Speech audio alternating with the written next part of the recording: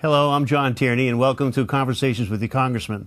This show, we've got a couple of great people with us to talk about workforce, investment boards, jobs, the economy, all those things that I know are on your mind, as well as most other people in this country at this very difficult time on that. Our guests are Ron Painter and Dr. Paul Harrington.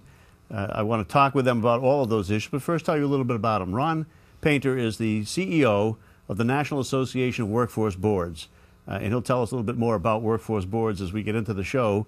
Until July of 2009, Ron had been the CEO of Three Rivers Workforce Investment Board, which is a joint city organization between Pittsburgh and Allegheny, if I'm not mistaken.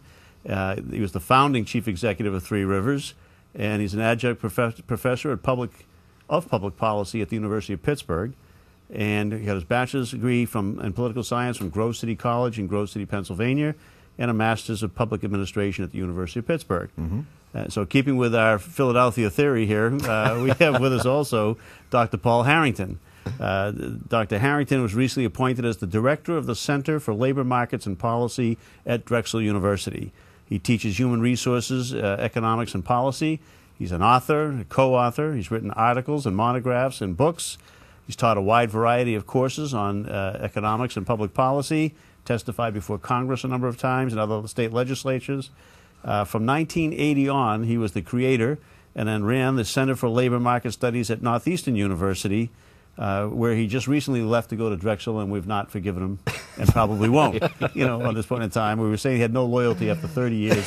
He up and moved on for that. But it's good to see both of you here, and I appreciate the fact that you've taken time out for coming here on that. Ron, I want you to talk to us a little bit, if you would, about the workforce investment boards and the system that's set up in this country, the national system on that, of course, and how it involves states and localities, if you would. I'd be happy to. First of all, thanks, Congressman, for the opportunity to come and sit with you.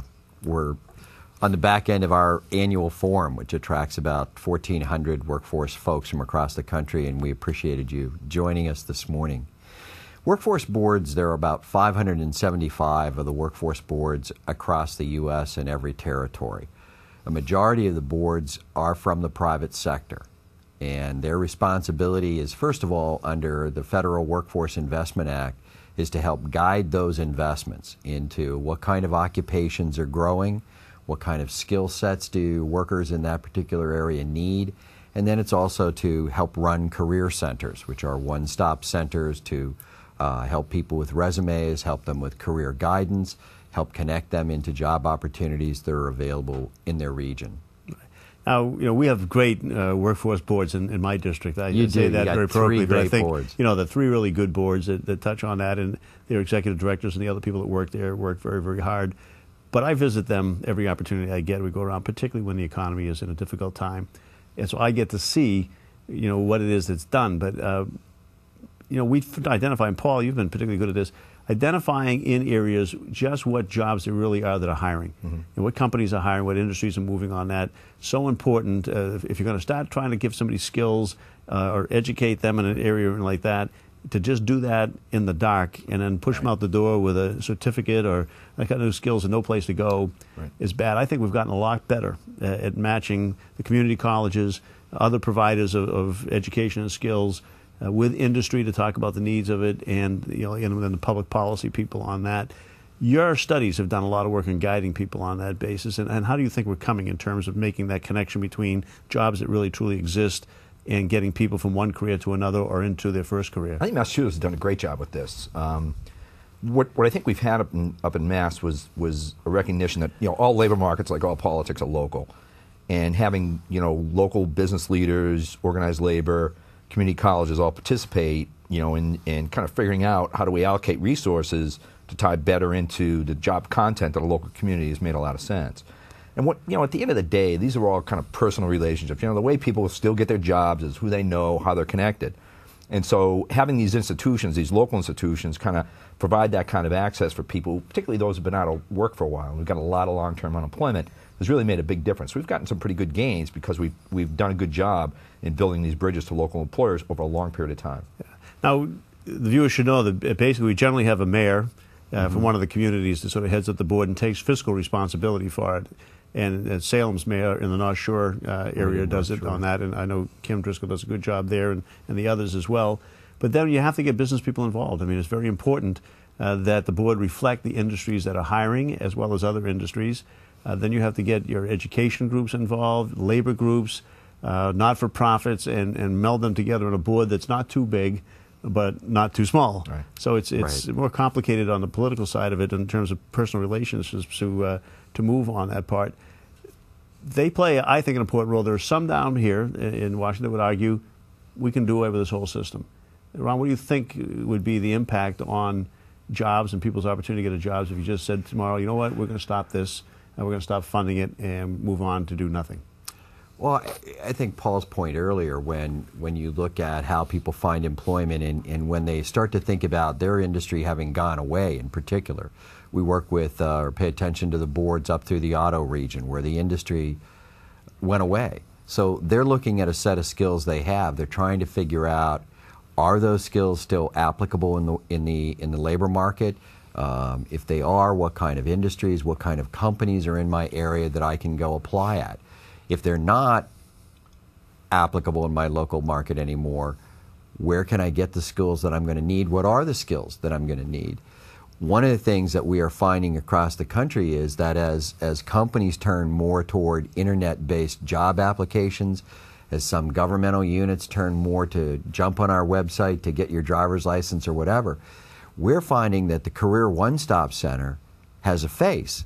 That's the place where you can go in. There's somebody there. There's somebody there that can help you navigate these increasingly sophisticated websites around job applications. There's somebody there that can help you figure out, how do I connect my housing needs or my transportation needs, or I'm having problems with whether it's UI or whatever it is. Unemployment insurance. Unemployment insurance. Yeah. We're finding that the one-stops are taking on, in some cases, a very different role than we thought they would 10 years ago when the Workforce Investment Act was first passed. Yeah. The advice of the boards, it's not hard in your particular area. You have good boards that help advise not only the companies, but also community colleges and colleges around what kind of industry are we growing, what kind of occupations, what kind of skills. So I think that it's that what really would be missing is that when you look at the U.S. from the national perspective and even from a state perspective, your area is probably very different than the northwest or the western part of Massachusetts. Right. I remember in my case when I was in Pittsburgh, we were very different from Paul's new home in Philadelphia. So it takes understanding what are those nuances in the local labor market, and that's what a board does. Mm-hmm. Everybody can look at data, but it's that local board that turns the data into information that people use to make decisions. Yeah. Our local North Shore board just came out with a survey on that. I'm always surprised to find that manufacturing in the nation lost a lot of manufacturing jobs. Massachusetts lost some too, but they didn't do nearly as badly. They were better off. And then in the northeast part of Massachusetts, we bet better still than the rest of the state. Mm-hmm. People don't really get that. Our healthcare industry does well, our finance industry, of course, some construction of certain types, medical devices, and being able to identify that has allowed all three of the workforce development boards to sort of work with people to put together a program on just how you get those skills. We've done it on energy.